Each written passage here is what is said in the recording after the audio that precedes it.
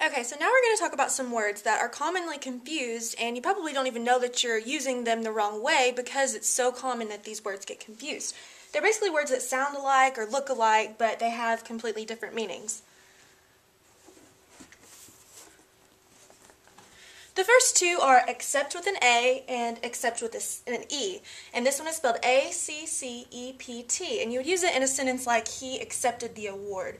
And this word is more of meaning to receive something. This one is spelled E-X-C-E-P-T. And an example using it in a sentence might be, I like all vegetables except celery. And this one means with exclusion of. So you could replace the sentence with these words, and that's the one that they correspond to.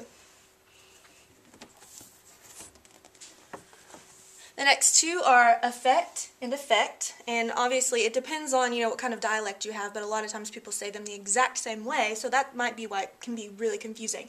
This one is spelled A-F-F-E-C-T, and this one is more of a verb, and it means to influence something. So a lack of sleep affects schoolwork negatively, and you could replace that with the word influence and say a lack of sleep influences schoolwork negatively.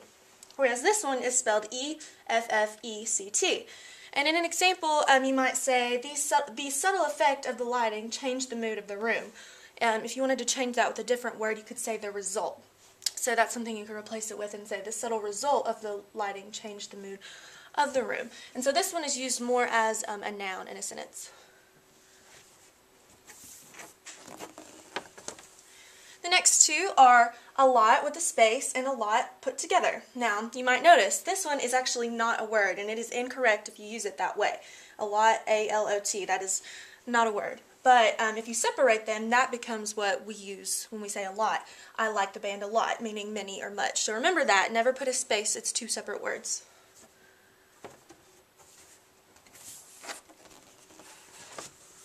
The next ones are allusion and illusion. This one is spelled with an A, A-L-L-U-S-I-O-N. And so, for example, you would say the teacher made an allusion to Shakespeare. And we've learned this before for our figurative language pieces, but it basically means an indirect reference. Whereas this one, spelled with an I, L-L-U-S-I-O-N, you could say they saw a mirage. That is, the illusion one may see in the desert. And this form of the word illusion means false perception of reality. And then the last two we're going to talk about for now are the altogether and all together. So one being A-L-T-O-G-E-T-H-E-R and being one word, and then this one A-L-L space T-O-G-E-T-H-E-R. So this first one, this one word put together is altogether, I thought the book was a good read. And when you use it in this kind of sense, it means entirely. So you could replace that and say entirely, or for the most part, I thought that book was a good read. Now, over here, altogether, two separate words, you could say we were all together at the family reunion. And when you use it in this sense, it's meaning we were all gathered or everything into one place.